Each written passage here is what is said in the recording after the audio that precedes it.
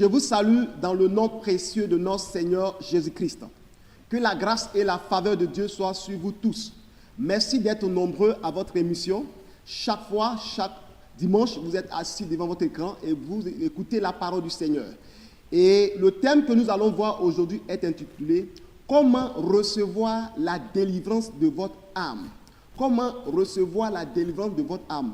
Et je vais vous expliquer pourquoi la délivrance de votre âme. Quand nous lisons la Bible, nous voyons dans le livre de 1 Thessaloniciens 5, verset 23, que je lis, que le Dieu de paix vous sanctifie lui-même tout entier et que tout votre être, votre esprit, âme et corps soient conservés irréprochables lors de l'avènement de notre Seigneur Jésus-Christ. 1 Thessaloniciens 5, 23. Vous comprenez? L'homme est fait de l'esprit, âme et corps. Avant de parler de l'homme, nous allons parler de Dieu.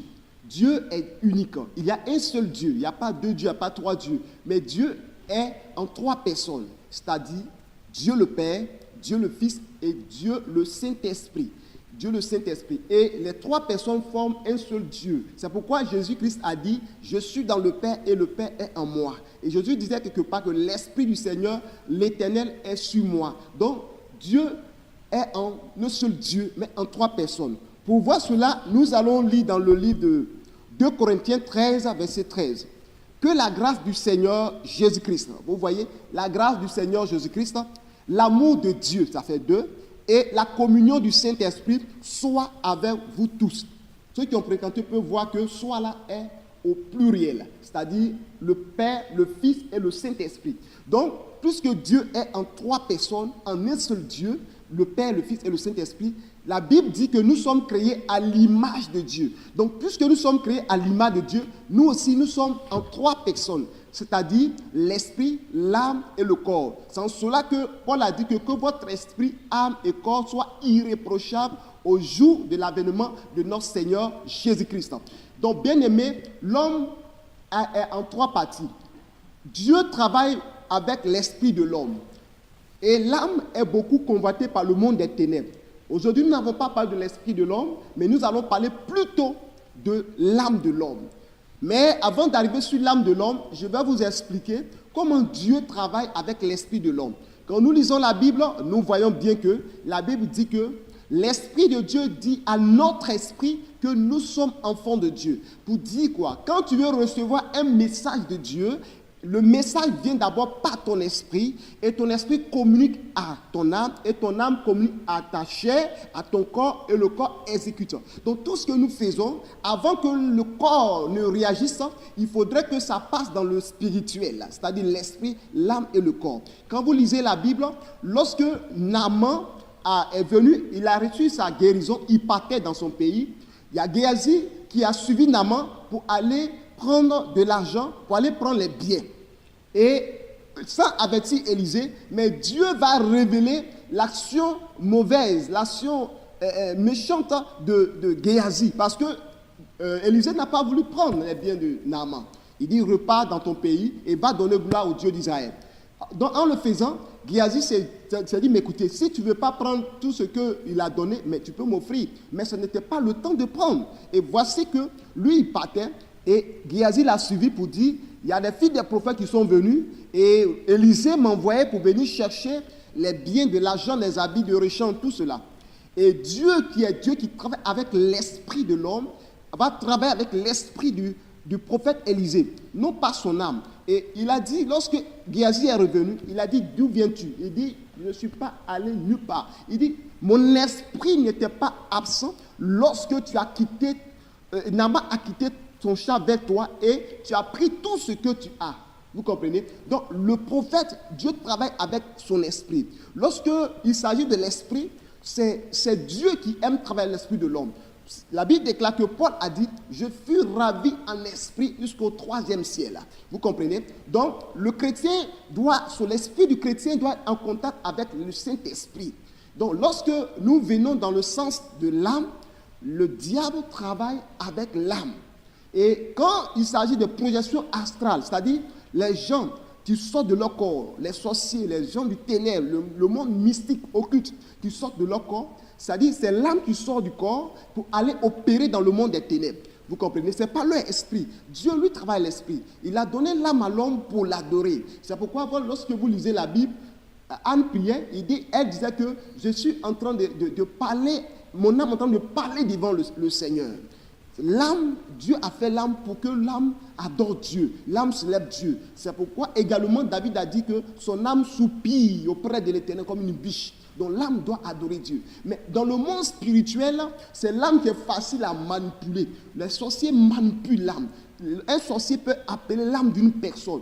Au moment que tu dors, un sorcier peut faire des incantations et faire sortir l'âme d'une personne. Comment il peut le faire? Lorsque on veut initier une personne, on peut simplement donner la nourriture à quelqu'un qui va manger la journée et la nuit, son âme est favorable à sortir de son corps. C'est pourquoi parfois vous êtes là, vous entendez des voix invisibles, des voix qui vous appellent. N'ayez pas l'habitude de répondre à ces voix qui vous appellent, parce que ces voix-là, généralement, ce sont les voix mystiques, les voix des sorciers. Et lorsque la nuit, tu dors et que quelqu'un t'appelle au milieu de la nuit, il ne faut pas répondre. Parce que c'est une manière de faire sortir ton âme de ton corps. Et lorsque l'âme sort de son corps, l'âme va dans un autre monde, dans le monde des ténèbres. Et les sorciers utilisent cela pour aller initier l'âme, pour aller mettre l'âme en prison. Ce thème, comment recevoir la délivrance de votre âme? Comment recevoir la délivrance de votre âme? C'est pour vous dire que même un sorcier a la capacité de faire sortir l'âme d'une personne. Si la personne n'a pas une vie de prière, la personne n'a pas une vie de consécration, la personne n'a pas Jésus de Nazareth dans sa vie, le sorcier peut manipuler son âme à tout moment. Le sorcier peut mettre même son âme en prison.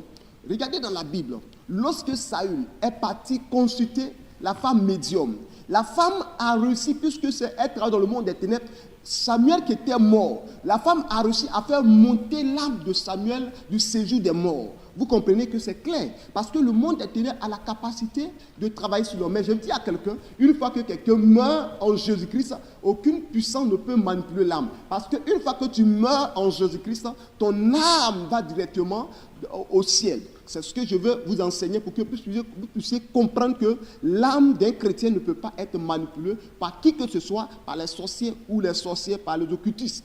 Mais le Seigneur couvre l'âme de son enfant, protège l'âme de son enfant. Que le Seigneur, le Dieu d'Israël, vous bénisse. La délivrance de l'âme. Le thème, comment recevoir la délivrance de votre âme. L'âme vit dans le sang. Dans le livre de Lévitique 14, la Bible déclare que l'âme vit dans le sang. Lévitique chapitre 17, plutôt verset 14, l'âme vit dans le sang. C'est pourquoi vous allez constater que le monde des ténèbres utilise plus le sang. Donc, pour qu'une personne puisse avoir son âme ou tuer la personne physiquement, il faudrait que dans le monde des ténèbres, les gens puissent avoir un impact sur son sang. Et le sang a de l'effet. Parce que l'âme vit dans le sang, c'est pourquoi Dieu a dit de ne pas manger la viande avec son sang. La viande fraîche, c'est du péché devant l'Éternel. Il ne faut pas boire le sang humain. Il ne faut pas boire le sang d'un animal.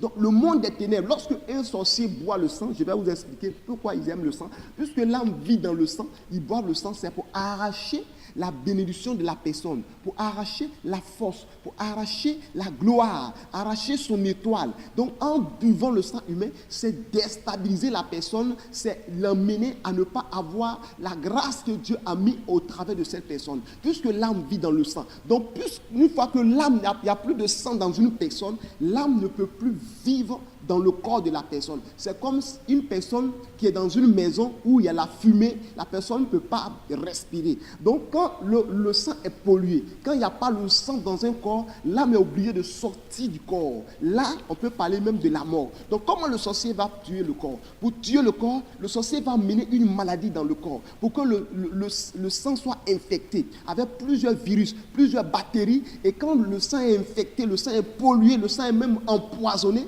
l'âme ne peut plus vivre parce que la demeure de l'âme, c'est dans le sang. La Bible dit que l'âme vit dans le sang. Donc alors, quand l'âme vit dans le sang et que sa demeure est polluée, sa demeure, il n'y a plus d'endroit où l'âme doit vivre, c'est-à-dire quand quelqu'un fait un accident et que la personne se vide de son sang, l'âme ne peut plus rester parce que la Bible déclare que l'âme vit dans le sang. L'âme est obligée de sortir de son corps, du corps et aller dans le monde où elle se sent mieux et où elle peut respirer. Donc quand l'âme sort de ce corps-là, c'est là on dit la personne a rendu l'âme. La personne est morte. Donc l'âme doit, selon la volonté de Dieu, l'âme doit demeurer dans le corps de l'homme jusqu'à ce que le temps de Dieu arrive pour que l'âme sorte du corps pour aller dans l'éternité. Je vous dis qu'il y a 2 éternités. Lorsque une personne meurt, c'est l'âme qui va aller devant le rencontre à Dieu. La Bible déclare que l'âme qui pêche, c'est celle qui mourra. Donc, même l'âme peut pécher. Ceux qui tuent leur âme pour faire la sorcellerie, ils pêchent parce que l'âme exerce la sorcellerie. L'âme qui exerce la sorcellerie tue. L'âme qui exerce la sorcellerie détruit les actions. Ce qu'un homme ne peut pas faire physiquement. Vous allez voir que des personnes qui ne peuvent pas te tuer physiquement, mais dans le spirituel, ils savent qu'il n'y a pas de gendarmerie, il n'y a pas de police, il n'y a rien. Donc, il peut manipuler ton âme et même ton âme en prison. Je vais vous rendre un témoignage parce que l'âme d'une personne peut être en prison en Côte d'Ivoire et te trouver en France. Et étant en France, tout ce que tu vas faire, ça sera bloqué, les échelles partout. Tu peux être au Cameroun et ton âme peut être dans un petit village de ton village au Cameroun. Tu peux être à Douala et ton âme est dans un village. Tu peux être au Gabon et ton âme peut être emprisonnée quelque part. Il y a des personnes qui sont parties en Europe. Il y a des personnes qui sont parties aux États-Unis. Elles ont parties en Afrique du Sud. De passage, je salue la famille Gaudi qui nous suit depuis l'Afrique du Sud. Que Dieu vous bénisse. Et je vous le dis, et ces personnes-là sont en Europe, elles n'arrivent pas à se marier, elles n'arrivent pas à prospérer, elles ont toujours les mêmes problèmes que ces personnes avaient dans leur pays, elles ont le même problème ailleurs. Et pourquoi? Parce que dans le monde spirituel, ils ont enterré leur âme dans une prison, dans un trou, dans un canari. Dans le monde spirituel, leur âme est en prison. Je rends mon témoignage.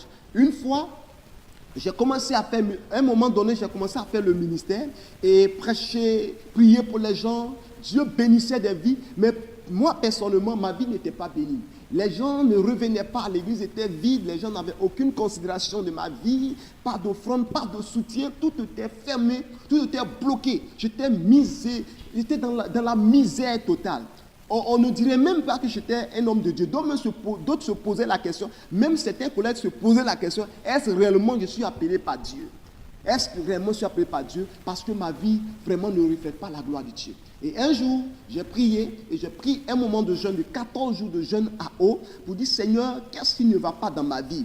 Et dans le jeûne, le Seigneur m'a révélé que mon âme était en prison. C'est-à-dire, dans le monde spirituel, mon âme était utilisée pour travailler pour les gens. Pour travailler, c'est-à-dire, on utilisait mon âme comme un coursier. C'est ainsi que le Seigneur m'a envoyé dans un serviteur de Dieu, un prophète de Dieu. Et après prière, l'homme de Dieu dit, je vois dans la vision un enfant tout petit qui a attaché un paille au cou, qui va et là, qui revient, et qui s'en puiser de l'eau, qui vient ici, qui s'en payer ceci, qui s'en payer cela.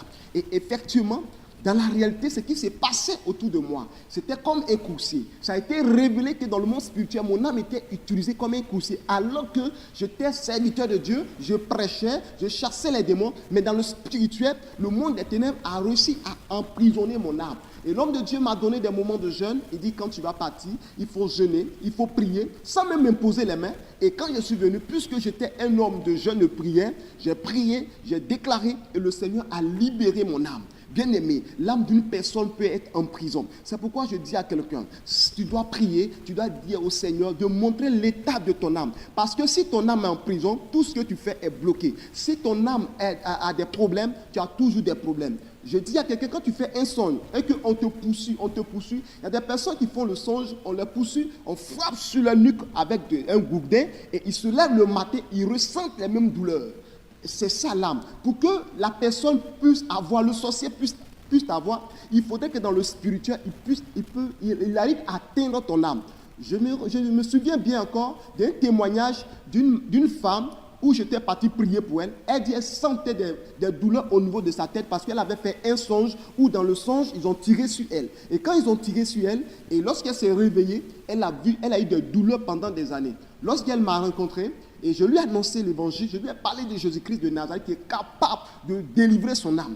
Et lorsque nous avons prié, la même nuit, le Seigneur a délivré son âme. Et elle fait un songe. Dans le songe, elle a constaté que le même monsieur est venu encore, cette fois-ci, pour tirer sur elle. Mais elle a dit au nom de Jésus-Christ, donne-moi les balles. Et le monsieur lui a remis les balles. Elle dit au nom de Jésus, sois frappé et le monsieur a fui et elle s'est réveillée. Vous voyez, elle a eu la délivrance de son âme. Si cet homme était venu et il avait réussi à tirer encore une deuxième fois, c'est-à-dire la prière que nous avons faite, les mêmes maladies allaient revenir. Depuis ce jour-là, la femme a été guérie. Donc l'âme a besoin d'une sécurité. L'âme a besoin d'être protégée par la prière. Parce que une fois j'ai eu un songe où dans le songe, mon âme était dans une cage. Et les gens venaient, ils prenaient nos voisins. On était beaucoup qui étaient dans la cage. On était tous accroupis. On prenait une personne, on envoie. Et j'ai fait 2 fois sur le même rêve.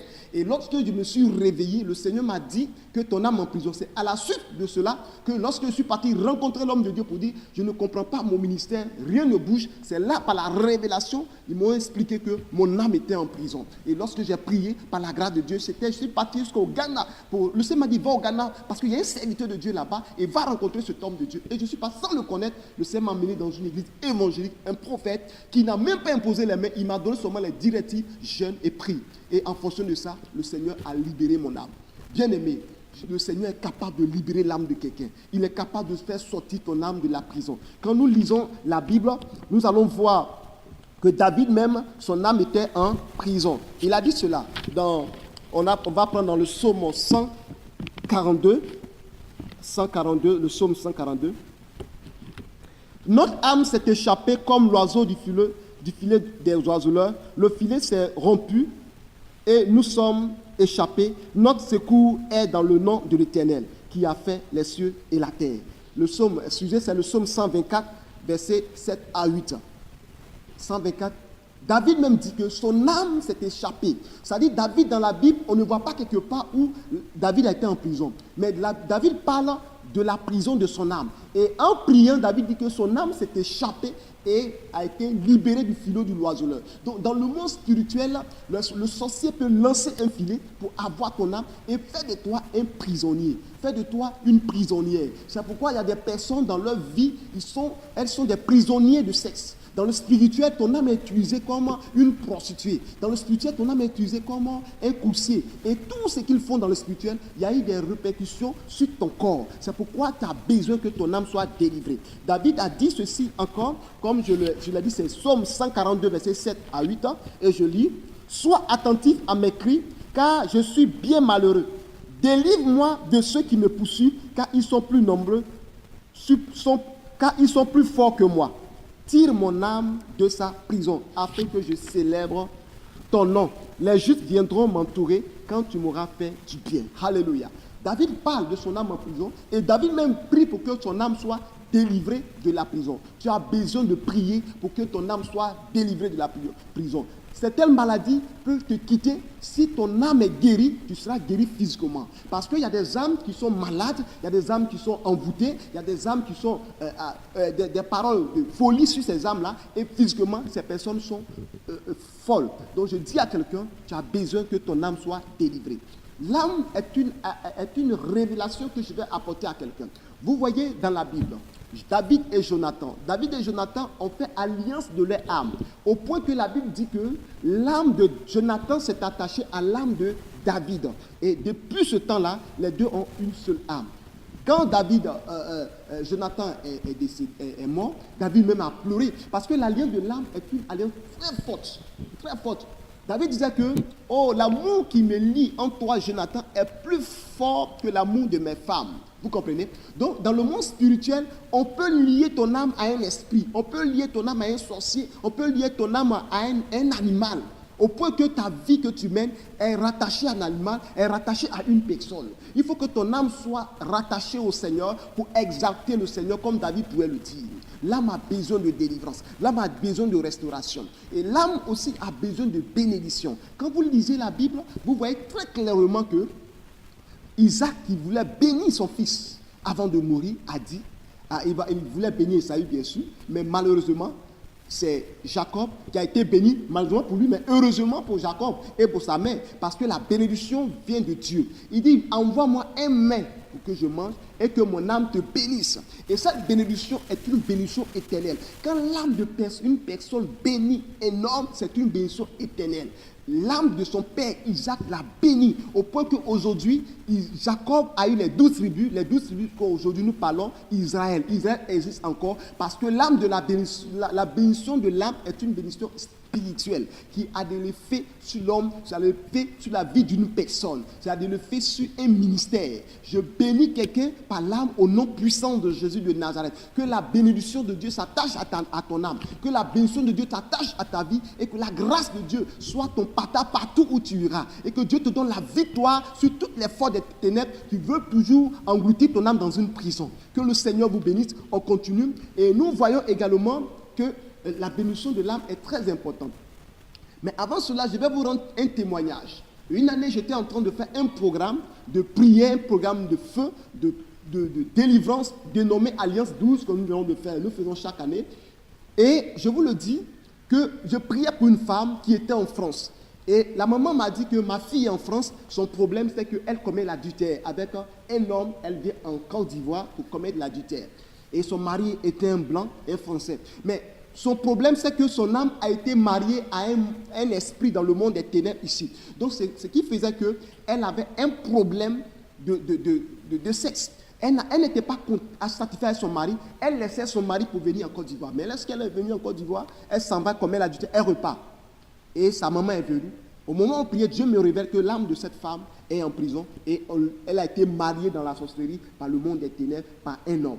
Et lorsque j'ai prié, au cours de la prière, le Seigneur m'a dit, c'était à 1h du matin, que son âme est délivrée. Et je dis à la femme que l'âme de votre fille est délivrée. Au même instant, Dieu me dit qu'elle va appeler. C'était à 1h du matin. Et je vous l'assure, à moins de 7 secondes, la femme appelle et son âme a été délivrée. Elle dit, c'est ça. Depuis, elle n'arrive pas à dormir et elle a causé avec moi. J'ai prié pour elle. Elle était stérile. Par la prière, Dieu a permis qu'elle est tombée enceinte. Son mari, ce Français qui ne travaille pas, a eu du travail au même endroit, au même instant. Et Dieu a béni cette femme-là, a béni son mari. Aujourd'hui même, elle est passée de la stérilité à la fécondité. Parce que son âme même était liée. Je dis à quelqu'un que ton âme a besoin de délivrance. Je vais parler encore d'un autre témoignage qui m'a marqué, qui m'a touché. J'étais parti dans un pays de la sous-région pour un ministère, pour des séminaires, je ne vais pas nommer le nom. Et lorsque je suis arrivé là-bas, il y a un hôtel où il y avait un arbre. Dans ce arbre-là, nous sommes arrivés pour aller visiter. Et les gens m'ont dit qu'il y a un lieu touristique. Mais le prêtre qui était là m'a dit, ce prêtre vaudou, on lui a demandé, mais ce arbre mort, ça fait des années, ça fait plus de 600 ans. Mais pourquoi vous ne voulez pas faire tomber ce arbre-là? Il a dit simplement que nos âmes sont à l'intérieur. Mais il dit, mais quels sont les âmes? Il dit, ce sont des hommes, nous avons lié leur âme dans ce bois-là. Donc, l'homme de Dieu est avec moi. Il dit, mais comment faire pour sauver l'âme de ces personnes? Il dit, il faut des sacrifices de bœufs, de moutons. Et celui qui vient, d'ailleurs même, on vend des âmes et on achète des âmes aussi pour mettre à l'intérieur. C'est notre commerce. Vous voyez? Donc, quelqu'un peut avoir son âme dans un arbre. Après la prière, nous allons demander à Dieu de briser ce arbre-là pour que les âmes liées pendant des années, qui souffrent, qui sont dans la pauvreté, dans l'échec, qui n'arrivent pas à travailler, que ces âmes soient délivrées dans le nom de Jésus. Donc je dis à quelqu'un que l'âme d'une personne a besoin de délivrance, que Dieu libère ton âme. Et parfois, pour apporter la maladie dans le corps d'une personne, vous allez voir que la Bible déclare que l'âme vit dans le sang. C'est dans le sang qu'il va apporter la maladie. Le cancer, c'est une maladie du sang, c'est que c'est une maladie de l'âme. Le sida, c'est une maladie du sang, une maladie de l'âme également. Et tout ce qui est de MST, toutes ces maladies-là, ce sont les maladies qui sont liées au sang. Toute maladie qui est liée au sang est une maladie de l'âme. Donc, une fois que l'âme est atteinte, le corps est atteint. Donc l'âme a besoin d'être délivrée, l'âme a besoin d'être restaurée. Quand l'âme est bénie, le corps est béni. Quand l'âme est délivrée, le corps est délivré. Donc toute personne qui a son âme liée dans le monde des ténèbres, je déclare maintenant, au nom puissant de Jésus-Christ, que ces âmes soient délivrées dans le sang de Jésus-Christ. Toute personne qui a son âme croupie dans le monde de la sorcellerie, que les chaînes soient brisées.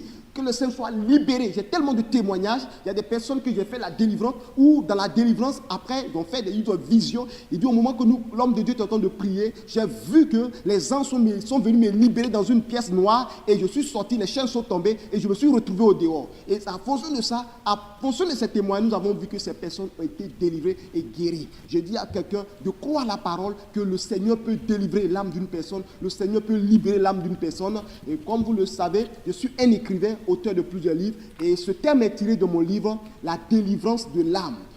Pour ceux qui veulent plus d'informations, en bande, les contacts sont là. C'est un enseignement complet, on ne peut pas le donner en quelques minutes. La délivrance de l'âme, c'est un enseignement très approfondi. Beaucoup l'ont lu, beaucoup l'ont expérimenté, beaucoup ont été délivrés au travers de ce livre. Que Dieu vous bénisse, la délivrance de l'âme. Pour ceux qui veulent nous rencontrer, nous sommes à Angré-Château. Nous faisons nos cultes de 9h à midi. Angré-Château, c'est à Abidjan, en Côte d'Ivoire. Pour ceux qui veulent venir, vous arrivez au château d'Angré, vous pouvez nous appeler et il y a des personnes qui viendront vous chercher et vous pouvez venir faire vos cultes avec nous. Ceux qui veulent faire le culte avec nous, nous faisons le culte de 9h à midi. Et pour les jours de réception également, nous faisons les réceptions. Le prophète d'Oliveira, votre serviteur, reçoit chaque jeudi de 9h à 14h. Et également, pour nous appeler, c'est le 08 47 00 60. Pour ceux qui sont hors de la Côte d'Ivoire, 00 225 08 47 00 60 ou 00 225 le 45 64 04 28. Pour ceux qui veulent que cette émission continue, parce que vous êtes bénis par cette émission, parce que je reçois des coups de fil d'Éthiopie, de Tchad, d'Afrique du Sud, un peu partout, nous voulons vos soutiens. Vos soutiens, des dons qui vont nous permettre d'aller encore davantage. Pour ces numéros qui sont en bas de l'écran, vous pouvez envoyer par Orange Money, pour MTN aussi, en Côte d'Ivoire, pour ceux qui sont en Côte d'Ivoire, ceux qui sont hors de la Côte d'Ivoire, qui veulent nous soutenir parce que nous voulons continuer, nous voulons annoncer la parole, annoncer l'évangile, prêcher, pour apporter la délivrance des âmes par la grâce de notre Seigneur Christ, qui sont hors de la Côte d'Ivoire. Vous pouvez envoyer par Western Union ou MoneyGram ou Express. Et à ce numéro que vous venez de voir, et au nom, vous connaissez votre serviteur, le prophète d'Oliveira Isidore, vous pouvez envoyer par là et nous allons recevoir. Et dès que nous recevons, nous ferons signe parce que nous voulons que cette émission continue. Nous avons beaucoup de témoignages, beaucoup de personnes qui sont délivrées et guéries. Que la grâce de Dieu soit sur votre vie et la faveur de Dieu soit sur votre vie. Je vais prier en 1 minute pour vous. Je prie pour quelqu'un qui me suit, qui me regarde. Je prie pour ta vie. Toi qui n'arrives pas à te marier, que les liens du célibat soient brisés au nom de Jésus-Christ. Que ton âme sorte de la prison familiale, que ton âme sorte de la prison du célibat. Toi qui es malade pendant des années et que cette maladie vient de ton âme, je libère ton âme au nom de Jésus-Christ. Toi qui souffres maintenant de cette maladie qui te trouve maintenant, toi qui n'arrives pas à travailler parce que ton diplôme a été mis dans un canari, dans un bois, je libère ton diplôme, je libère ton CV au nom puissant de Jésus-Christ. Toi qui es dans une pression de folie, le Seigneur libère ton âme au nom de Jésus-Christ. Je prie pour cette personne, pour cet homme de Dieu où ton ministère a été lié quelque part. Je libère ton ministère et que le ciel s'ouvre sur ton ministère au nom de Jésus-Christ. Que l'âme des personnes qui sont en Europe, qui sont aux États-Unis, qui sont quel que soit le lieu où ils sont, et que leur âme est dans leur village, est dans un canari qui a été implanté quelque part, que le sang de Jésus les libère, que les chaînes soient brisées et que la puissance de Dieu libère la vie de quelqu'un au nom de Jésus. Soyez bénis au nom de Jésus. C'était votre serviteur, le prophète d'Oliveira Isidore. À la semaine prochaine, à la même heure. Shalom.